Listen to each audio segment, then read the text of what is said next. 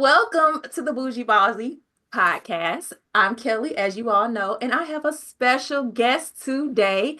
Her name is Jasmine McKoy. Now, let me tell you a little bit about Jasmine so we can jump on in, okay? Because she has some good information to share with us, okay? So, Jasmine McKoy is a certified cranial prosthesis specialist. She's the owner of JMD Solutions, LLC, which is a non-surgical hair replacement center that provides cranial prosthesis, medical wigs, to people who suffer from medically induced hair loss. She assists individuals that are diagnosed with alopecia, cancer, burn victims, thyroid disorders, scalp prostheses, and more to obtain medical wigs that are covered by their health insurance companies. So basically, she gets wigs covered by health insurance companies if it's for a medical condition. Now, she has been diagnosed with alopecia and she was diagnosed 26 years ago. And her scalp is completely bald, as you can see on the video if you are watching. Her passion is to help others like herself gain an extra boost of confidence because she knows firsthand the things that we deal with physically, mentally, and emotionally. Welcome, Jasmine McKoy. How are you? I am well. How are you? I am good. I am good. I want you to tell everyone, what else do we need to know about Jasmine? So, I am also the owner of a nonprofit organization, which is called the Beauty Within Foundation, where I educate the public on alopecia and I mentor young girls. And under my nonprofit, everyone doesn't qualify for the insurance sector. We'll get into that a little later. But Okay. for those who don't qualify, the proceeds from my for profit business, I put it into my nonprofit and I provide those that don't qualify with wigs as well. Okay. And I put on events in our community to just bring the ball ladies together, because everyone isn't as comfortable as I am. Alopecia isn't a one size fit all. So I try to, form a support group in my area. I am also Miss Black, North Carolina, USA. I was newly crowned in December that just passed. Okay. So in August, I'll be going to nationals in DC to run for Miss Black USA. Okay, look at you, Jasmine. Thank you for sharing that. Now, you mentioned in just a little bit, and I mentioned it in your bio that, of course, you have alopecia. Yes. So, what type of alopecia do you have? So I believe I have alopecia universalis at this point. Okay. I was diagnosed with alopecia areata at the age of 7, and then I was completely bald by the time that I was 9. Okay. So I wore wigs up until the time I was 9, up until last year.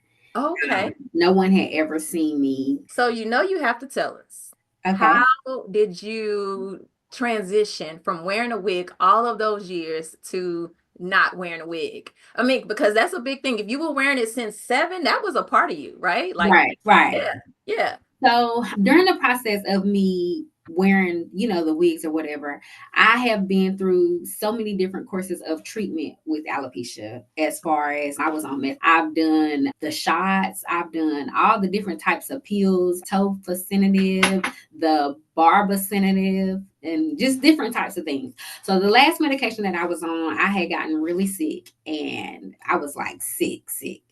Okay. So I decided that, you know what, this is who I am. Like I've been dealing with this for since I was 7 years old. Mhm. Obviously, this is who God wants me to be, and I'm tired of hiding behind these wigs to make me feel whole. Because when I take them off, I still feel that same hurt and brokenness. So one night I got on my knees and I prayed to God, and we was talking about some things, and I said, God, what is it in me that is so broken that makes me want to feel like I can't go out and be who I am. Mhm. And he spoke back to me and he told me, I can't heal you from something that you're hiding from. And maybe like a week went by and we had this big event in our area. Mhm. And I just showed up to the event without a wig on. It was like a Okay. really big community event. Uh-huh. And people was like, girl, who is that with that? And I laughed and stuff. And I didn't, it was a better outcome than what I expected. And then I was just comfortable. And I was like, you know what? Okay, I can do this. And Mhm, I just mhm. been myself ever since. And the transition is just awesome. It's just awesome on all levels. Yes, yes. And thank you for sharing that because a lot of people need to hear it. There are still women out there that are still wearing their wigs. Not to say that there's anything wrong with that, but they're wearing the wigs just to cover up and hide, and they're tired of doing it too. That is the same way I felt. I was tired of wearing those wigs, and I was living in Arizona. So it was hot, and I Right, was just like, nope, I'm done with this. I don't want to do it, and I want to show up authentically. I just want to be me and I want to be free. And once I right, made that decision, it was just so freeing. Weight lifted off of my shoulders. I was just like, I can breathe, you know? Oh, right. thank you. Okay. Well, now that you have shared some information about yourself, let's get into what everybody wants to know about. Now, this topic came up twice in the last 2 weeks for me. I was in a support group for the Scarring Alopecia Foundation, and people were asking about getting their wigs covered in there. So I was like, I've heard about that, but I didn't really know much about it. And then in a Facebook group that we both belong to, there were people asking again. And that is how I met Jasmine. I actually saw her because she responded to a post. And I'm like, girl, this is divine timing because I need this information and we need to share it with everyone. So I asked Jasmine to come on and give this information. So let's go ahead and start with just step number one. When a person, okay, let me stop there. Not even step number one, because we have to get the definition and the term correct. We are used to saying wigs, but when we want to get wigs covered, we can't say wigs. So, Jasmine, can you tell us what terms do we need to use to get our wigs covered? So, whenever you're getting your wig cover, you would ask your doctor for a prescription for a cranial prosthetics or cranial prostheses. So, whereas you would go to, like a medical supply store and get a walker or a wheelchair or whatever, it's Mhm. the same process. Okay. Okay. So we cannot say wig when we're speaking No, with an insurance company. We need to make sure we're saying cranial prosthesis. Okay. So cranial make sure prosthesis. you guys are using the correct term or you will definitely be denied. Now, I know all insurance companies may not cover it, but some do. When a person has hair loss, they go to the doctor. What do they need to do next? Okay, so first you have to get a diagnosis. So, from what I have experienced, the insurance company will cover you if you have have been diagnosed with any form of alopecia, if you have thyroid issues, psoriasis, cancer victims, burn victims, I think hormonal imbalances or anything of that sort. So you have to get a diagnosis. So once you get a diagnosis from your doctor, then they would give you a prescription, and then you would come to me or a cranial prosthesis specialist and take them your prescription. And then once you give them your prescription, they'll do all of the paperwork with your insurance company, and then you'll just get your free wig. Okay. All right. Now, I know that you can't just go in anywhere Right. and get and ask them for a receipt and get this covered, right? So, how do people go about finding the right specialist to go to so that they can get their wigs covered? So just like any other specialist where you would look it up under your insurance directory, I am listed under the insurance directory. So you could look up either like cranial prosthesis specialist in your area, or if you have a certain person, then you would see if they are in network with your insurance company. Okay. Okay. Do you have to, or should you, I should ask, should you contact your insurance company ahead of time just to see if this is even an option to be covered? Or like, do they cover it? Or do they all just cover it as long as you have one of these conditions? For the most part, everyone covers it. I know in some states it's a little bit tricky with Medicaid and Medicare. But I know that Congress are working on some things right now to get it covered under Medicaid and Medicare. Okay, but see, I didn't even know that this would be covered under Medicaid and Medicare. I Oh was yeah, just thinking regular this has insurance, become private, you know. okay. Okay. Okay, so now we all know if you have Medicaid or Medicare, you can also get this covered, or if you have just regular private insurance, it can still be covered. Got it. All right, so do people have to, and you might have said this and I may have missed it, so forgive me if I did. Do people have to pay up front for the wig and then get reimbursed, or does the insurance company directly pay you? So the insurance company directly pays me, but it Okay. depends on everybody's case is different. So it depends on what insurance you have and what level of insurance you have. So whereas you may have one insurance company or one you may have Blue Cross and Blue Shield and I'll have Blue Cross and Blue Shield. Mine Mhm. may cover 100% and yours may only cover 80%. It just depends on, which plan that you have under your provider. Okay. Okay. Now, in the case that someone is trying to get a cranial prosthesis and it gets rejected, what would be the next steps to do in that case? If it gets rejected, it could be like a grammatical error, or either the insurance company doesn't won't cover them. So if the insurance company doesn't cover them, then of course they would have to pay out of pocket. But certain providers such as myself, I accept like FSA and HSA as well. I have the process reader for that, and care credit, and different other financial options that for medical issues. Okay, okay. So do you also offer like your own financing, like afterpay or a firm, like those types of things for people who may need that kind of thing? I can offer it, but I haven't offered it because I haven't run into an issue to where the insurance It was company hasn't necessary. covered it. Okay. Okay, okay.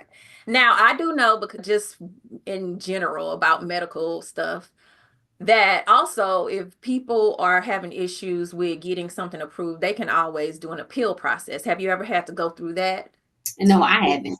Okay.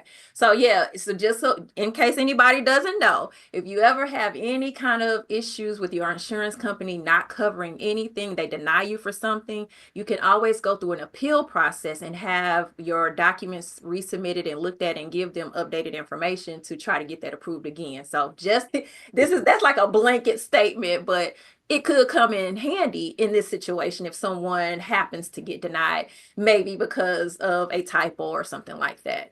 Right. So, what would be maybe the do's and don'ts? Like, what would be your advice to someone who's coming to you, don't know anything about wigs, don't know anything about this process? What are some things I should say? Let's start with the do's. So, what advice would you give them? How would you kind of walk them through selecting and what do you do? Like, do you actually make the wigs yourself or do you buy them? Like, tell me about all of that. So I outsource my wigs, but they are all custom made. Okay. So what I do is I have them come in for a free consultation, and I measure the wigs. I let them look at the wigs that I have, on my wig stands, and Okay. they can either choose between those, and then we have them custom made to fit their head, or to fit the area, because some people they may want to wear their hair out, and Hmm. then they may want to wear like a topper. So a topper is like a certain type of wig to where it just goes. Then we have like the polyurethane wigs. There are so many different types of. So I have them come in and I have them pick out what it is that they like. They choose from the different skins and the different lace types. Somebody may be allergic to this, or somebody's skin type may not fit this type of lace. Hmm. So I have them come in and I have them pick out what it is that they like. I take their measurements, I send them off to my vendor and have, the wig custom made, the cranial prosthetic custom made. And then, they come in and I style it for them. Or if they're like someone that's out of town, then I Hmm. ship it to them. Okay, and that was going to be my next question. So for people who are not in, because you're in Fayetteville, correct, North I Carolina? am Fayetteville, Okay. North Carolina. So so for anyone who's not in the area, you can help them via online service. So how would that process go? I know you just said you had to measure their head and they have to pick, certain lace and hair and colors and things like that. So how do you help those people who are virtual? So we do everything virtual. So, I normally ask them to pick up a measuring tape, which is normally like $1. You can find it at Family Dollar, Dollar Tree, anywhere like that. And then we go through the process and I show them how to measure their head, and I take down their measurements, and then They pick out what styles they like, and then I ship it to them. Okay. Okay. See, I didn't know like if it was going to be a difficult process for somebody to measure their own head. I know it's probably a certain way you need to do it. So you just basically give them the instructions, they do Right. it. So Have you ever we do it through Zoom, and I walk them through each step of the process. Okay, okay. See, I didn't know if you had them doing it on their own, and I'm like, well, have you ever had anybody give you the wrong measurements, but you're on Zoom with them? So that's good because I know if it was me, I would be like, can we double check or can you make sure because I do not want to send the wrong measurements and get a wig that does not fit my head. So let's okay. So I'm glad that that's just you'll be right there with that person. So you guys. Jasmine will be with you along the entire way, whether you're in Fayetteville, North Carolina, or if you are anywhere in the nation or the world. Do you ship worldwide? I'm just gonna ask. Okay, there you go. She has a global business. Okay, so if you are in need of a cranial prosthesis, make sure you get in contact with Jasmine. So, Jasmine, give us your contact information and let everybody know how they can reach out to you, follow you, and all of those things. So I am on Facebook, Instagram, and I have a website, JMD Solutions, NC.com. And I am on Facebook and Instagram under JMD Solutions. Okay, all right. So if they go to your website, is there a form for them to fill out and you'll just contact them back or? So they can either book a consultation through my website, and then I will contact them back and we start the process that way. Okay, all right. Now, I think that covers everything about cranial prosthesis. Is there anything you may want to add that we did not talk about? Because I don't think I have any additional questions. No, that's it. Okay. Well, then my last question is just going to be to you directly. What is next for Jasmine? I don't know. So many doors are opening up, and it's just like every day is just something and something and something. And I'm just, at this point, I'm just trying to process it and take it all in. Yes, yes. Well, I do want to thank you for being an advocate for women with hair loss, whether that's alopecia, and I know that's your focus, but I know you probably serve and support way more women than that have hair loss in general versus just alopecia. So thank you for serving us as a community. I know it's a difficult thing, and you know this too, it's a difficult thing losing your hair, but we are here to support and uplift each other because we all still have a life to live and we still have to move forward in that life and we cannot let hair loss hold us back. Okay. Yes, All ma'am. right. So thank you so much, Jasmine, Thank you for for joining having me me. today. And you guys, if you want to reach me or look up any of my information, you can go to my website at www.limitlessmindsetcoach.com. I will have all of Jasmine's contact information in the description of this episode. So don't worry if you did not catch it. It will be in the description. So just go down there and copy and paste it so that you can reach out to Jasmine and make sure you get your cranial press covered by the insurance company because we don't want to have to pay for these expensive wigs out of our pocket. I know I have spent a lot of money on wigs that are now sitting in a tote because I have not worn them since 2019. All right, well, that is all we have for today, and I will see you guys next time from my heart to yours. Bye.